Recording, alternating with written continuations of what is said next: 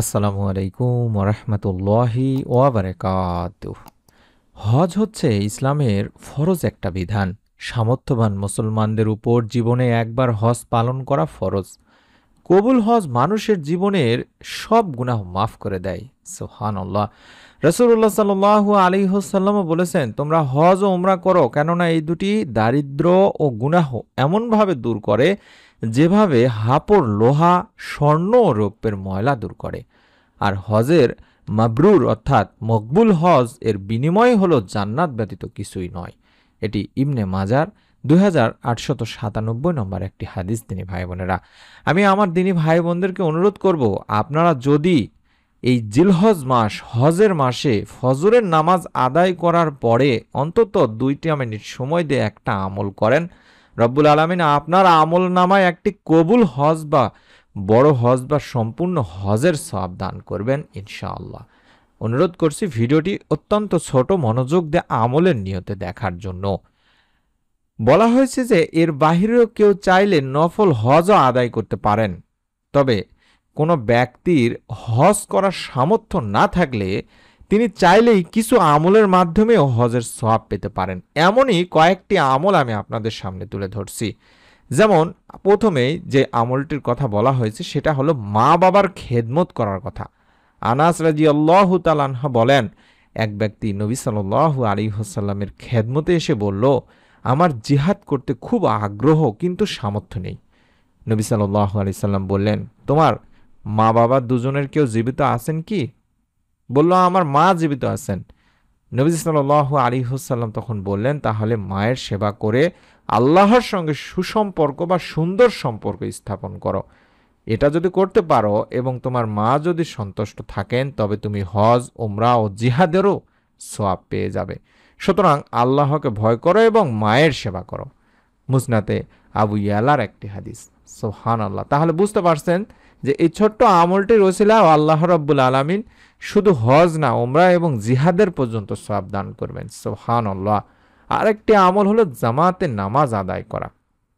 আবু যর রাদিয়াল্লাহু তাআলা আনহু থেকে বর্ণিত, রাসূলুল্লাহ সাল্লাল্লাহু আলাইহি ওয়াসাল্লাম বলেছেন, আল্লাহ কি তোমাদের এশার নামাজ দেননি, যা জামাতে আদায় করলে হজের সমান সওয়াব, এবং ফজরের নামাজ যা জামাতে আদায় করলে উমরার সমান সওয়াব। সুবহানাল্লাহ, সুবহানাল্লাহ। এটি সহিহ মুসলিম শরীফের সহিহ হাদিস।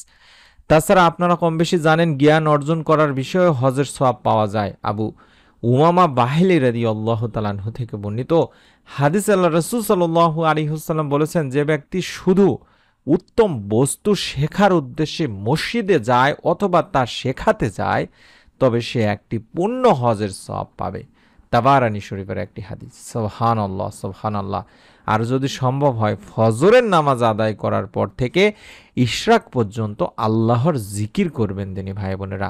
আনাস রাদিয়াল্লাহু তাআলা আনহু থেকে বর্ণিত, রাসূল পাক সাল্লাল্লাহু আলাইহি ওয়াসাল্লাম বলেছেন, যে ব্যক্তি ফজরের নামাজ আদায় করার পর সূর্যোদয় পর্যন্ত বসে আল্লাহর জিকির করে এবং যখন সূর্য উদয় হয় বা উদয়ের পরে অন্তত 2 রাকাত নামাজ আদায় করে, তবে আল্লাহ তাআলা তাকে একটি সম্পূর্ণ হজ ও ওমরার সওয়াব দান করবেন।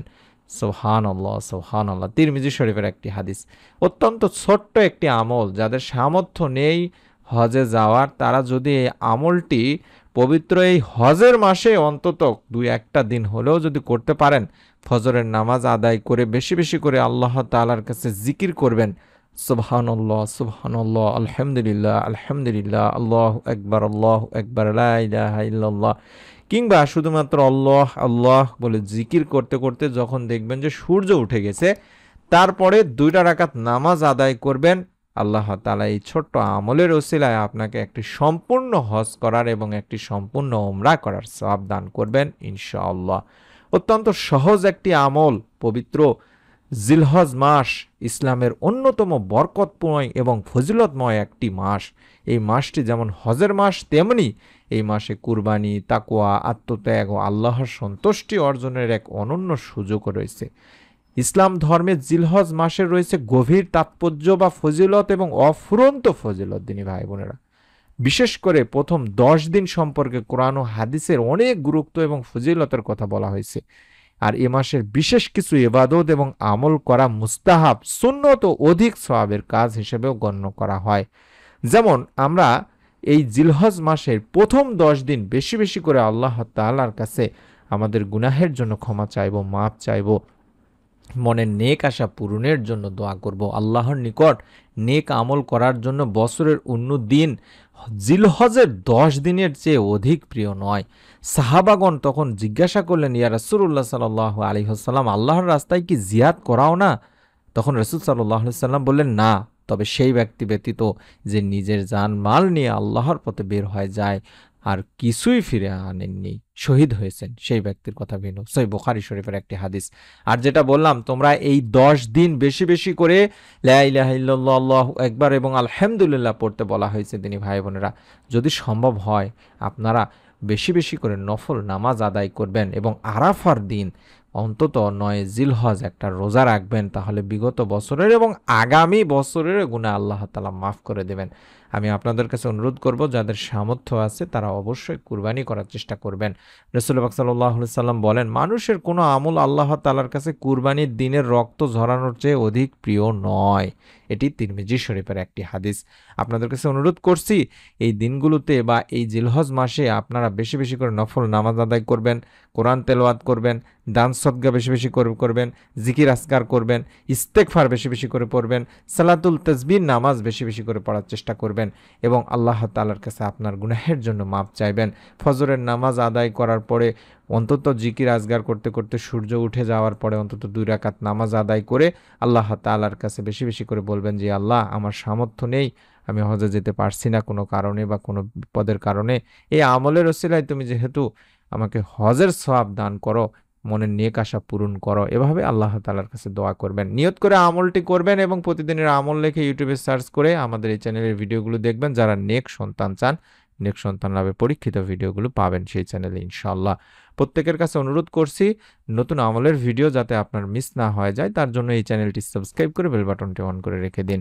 আমরা মন থেকে দোয়া করি, যারা আমলটি করবেন নিয়ত করেছেন, রব্বুল আলামিন যেন এই আমলের ওসিলায় আপনার আমল নামায় একটি কবুল হজ এবং কবুল ওমরার সওয়াব দান করেন। কঠিন কিয়ামতের দিন মুসিবতের সময় যেন এটা আপনার অত্যন্ত গুরুত্বপূর্ণ কাজে আসে। সকলে ভালো থাকুন, সুস্থ থাকুন। আসসালামু আলাইকুম ওয়া রাহমাতুল্লাহি ওয়া বারাকাতুহু।